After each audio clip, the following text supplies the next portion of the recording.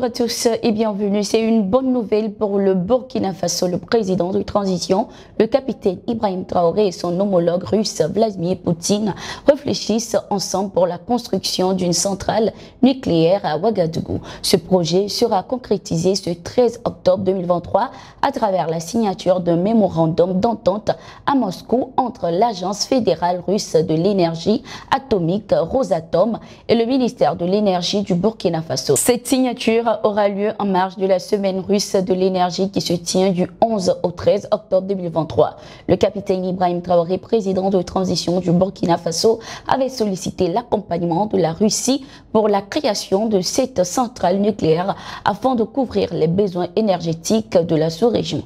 La Russie, partenaire privilégié du Burkina Faso, aide le pays dans la lutte contre le terrorisme. Ce mémorandum, qui sera bientôt signé, constituera un pas de plus dans le renforcement de la coopération entre les deux pays. Ces dernières années, le Burkina Faso a décidé de diversifier ses partenariats dans la lutte contre le terrorisme, rompant par la même occasion son partenariat avec la France. Comment des pays qui ont le contrôle de l'espace avec des moyens modernes de détection ne peuvent-ils pas, si ce sont nos vrais amis, nous donner les renseignements nécessaires sur les agissements et les mouvements des terroristes? Nous essayons autant que possible de diversifier nos partenariats, mais il ne sera pas question de nous laisser dominer par un partenaire quel qu'il soit. Nous attendons que nos partenaires soient loyaux.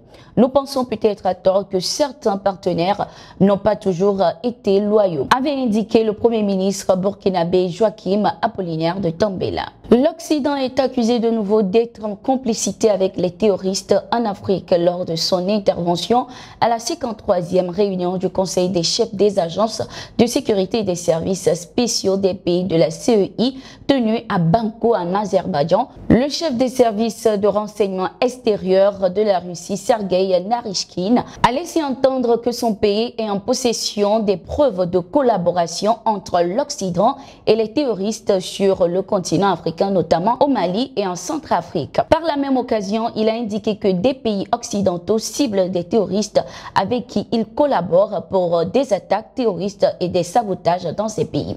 Récemment, l'Afrique a fait l'objet d'une attention particulière des États-Unis et de leurs alliés. L'Occident a observé avec inquiétude leur désir croissant des États africains de poursuivre une politique indépendante, de diversifier leurs relations extérieures et de développer l'intégration régionale. Nous disposons d'informations fiables selon lesquelles les agences de renseignement occidentales travaillent déjà avec des groupes terroristes locaux dans le but de les inciter à commettre des attaques terroristes et à saboter des infrastructures au Mali et en République centrafricaine, a-t-il laissé entendre. Sur le continent, les pays occidentaux sont régulièrement accusés ces dernières années d'être en complicité avec les terroristes. Pour nombre, la libération du journaliste Olivier Dubois et des terroristes au Niger sous Mohamed Bazoum est une preuve. Le Mali, qui indique également de son côté disposer des preuves qui montrent la fourniture des armes de guerre et des renseignements à des groupes terroristes par la France, est depuis en attente d'une réunion au Conseil de sécurité des Nations Unies. Les autorités françaises se sont rendues coupables de beaucoup de choses, violations intempestives de notre espace aérien. En plus de cela, elles ont fourni des renseignements et des armes à des groupes terroristes. Nous avons encore d'autres preuves qui seront présentées à la suite de cette session spéciale du Conseil de sécurité des Nations Unies que la communauté internationale et le monde découvrent comment un État membre du Conseil de sécurité se comporte, avait déclaré le porte-parole du gouvernement malien Abdoulaye Maïga. Au Burkina Faso, le boulevard Charles de Gaulle est rebaptisé boulevard Thomas Sankara, une décision prise au Conseil des ministres ce 11 octobre 2023 dans le cadre de la commémoration de la mort de l'ancien président Thomas Sankara.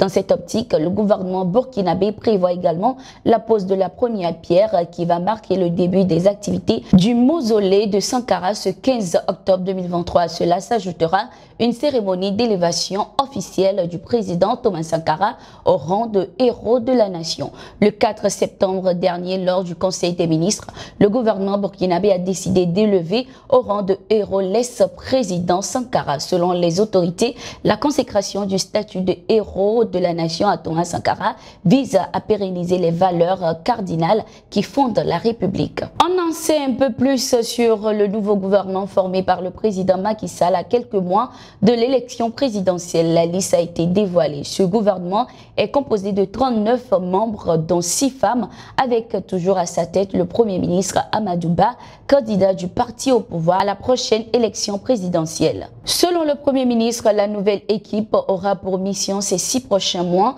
de consacrer ses actions autour de plusieurs orientations majeures. Ce 6 octobre 2023, le président sénégalais a démis l'ensemble des membres du gouvernement de leurs fonctions. Nous sommes arrivés à la fin de ce numéro de Getingo. Merci d'être resté avec nous. Nous sommes en continu sur nos différentes plateformes et sur notre site d'information, le www.toafrica.com.